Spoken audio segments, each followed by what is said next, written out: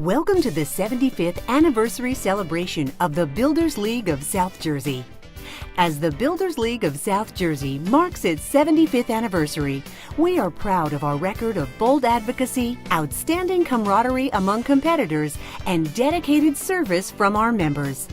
One of the oldest local builder associations in the country, the League was founded by a small group of builders in 1940. Today, with nearly 500 members, BLSJ programming includes professional and consumer education, recognition of excellence in the industry, and giving back through charitable activities and contributions. The League has championed the causes of the industry, battled restrictive regulatory challenges, and remained steadfast in the commitment to build quality, affordable new homes and communities for generations of South Jersey families. Many things have changed for the South Jersey building industry in 75 years, while some seem to continue on an evolutionary spiral.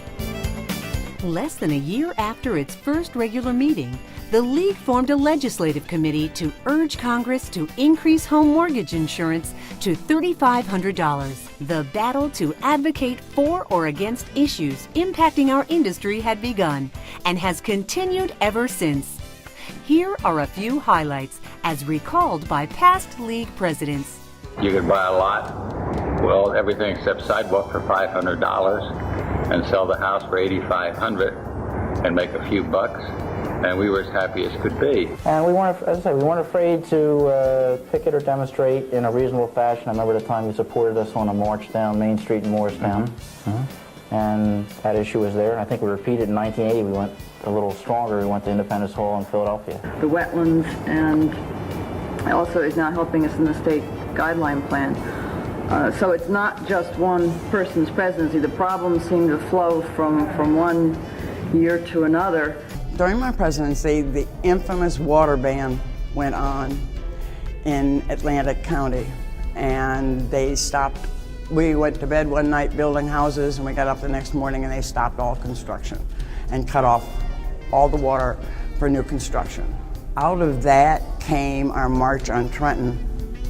We banded together across the state and marched on Trenton to let them know what we thought of their water ban. A ban is not a plan! A ban is not a plan! We're not going to stand for a building ban and not provide housing for people in this state. There was a lot of legislative initiatives that the Builders League participated in. Most of the legislature in the industry is driven by the New Jersey Builders Association.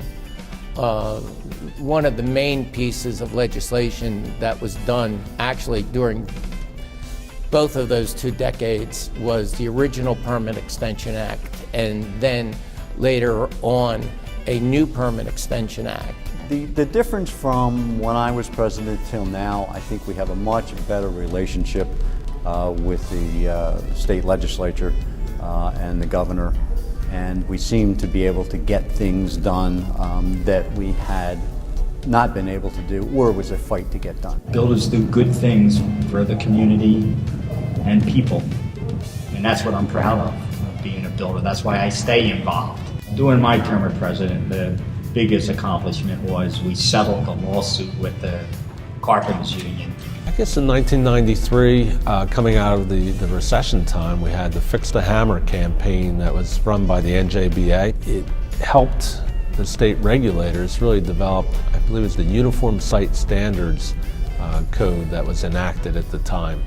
And it was a great way to get the state legislature and everybody came together to try and create a housing policy that was beneficial to not only the builders, but really the home buyers and everybody within the state.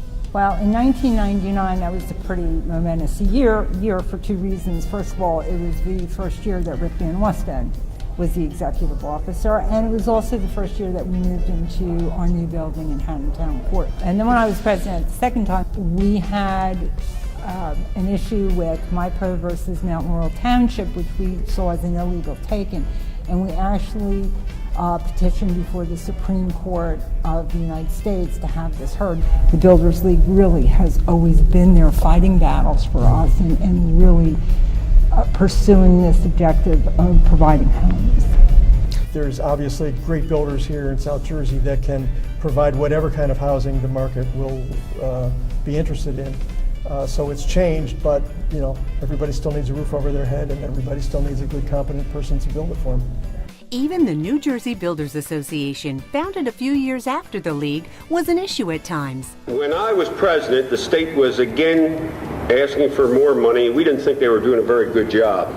So we refused to pay the dues, and we were going to secede from the union. The South was going to secede. And we said the only way we'll pay dues is if you completely reorganize the state association. From our instigation, the state association grew up from being a very poor, loosely run thing to a very good association. When I was president in 1981, there was a lot of same things happening as back in 1970. And as the older fellows said back in the early 50s. South Jersey was going to secede from the state.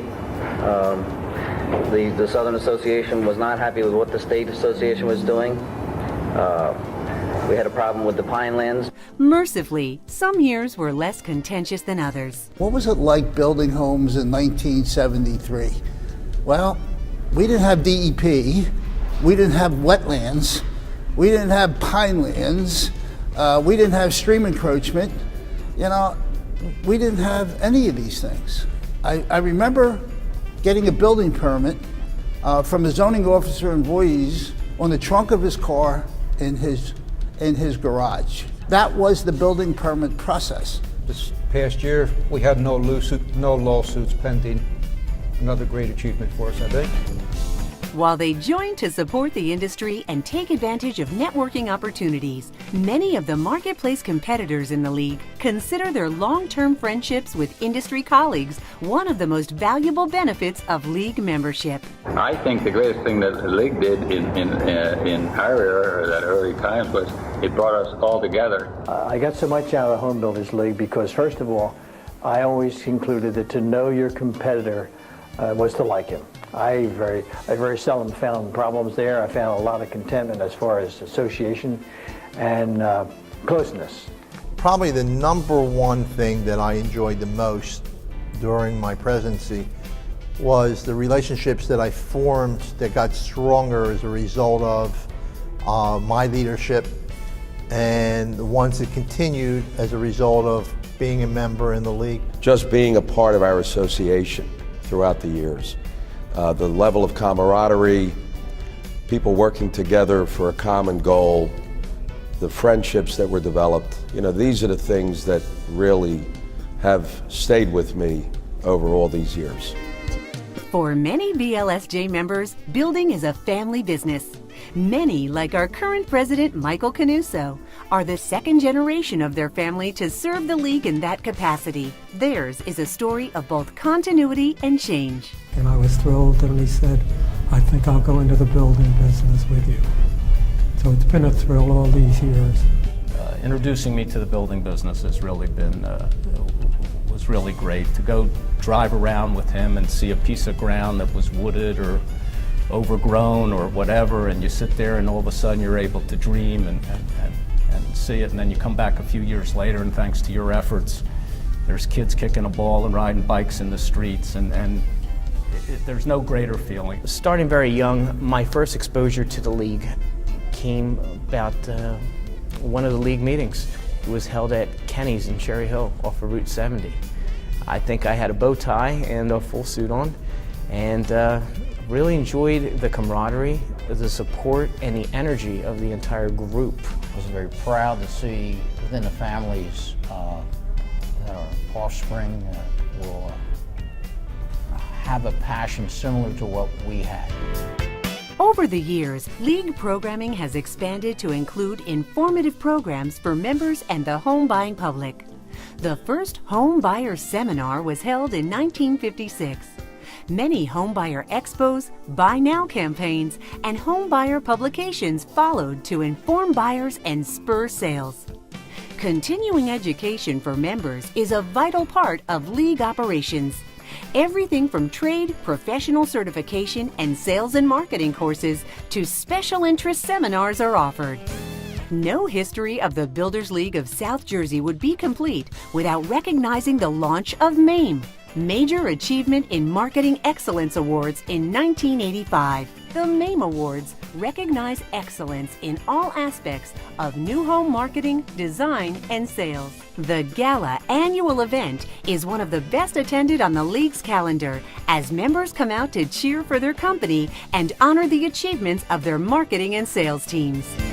Since the establishment of the Home Builders Foundation in 1951, League members have volunteered their time, energy, expertise, and resources to aid area families in need. Members have provided emergency assistance, supported local food banks and holiday toy drives, worked with Habitat for Humanity and Homes for Our Troops, and contributed to many shelter-related causes. The League's charitable foundation has hosted road races and other fundraisers throughout the years and has donated more than $130,000 to housing and food-related causes since 2002. In 1994, the League established a scholarship foundation to support higher education for South Jersey students pursuing careers in building-related fields. To date, more than $127,000 in scholarships have been awarded. It's an honor and a privilege to serve as president of the Builders League of South Jersey in its 75th year. I am the second generation in my family to serve the League in this role, and as such know all too well the issues and challenges facing our builders. There will always be issues, and there will always be market cycles. Our strength is our allegiance to our industry and our members, as well as our commitment to serve the housing needs of the Southern New Jersey marketplace for decades to come. It is this strength, built on the foundation of our first 75 years, that will lead us to our 100th year anniversary. Thank you and have a great night.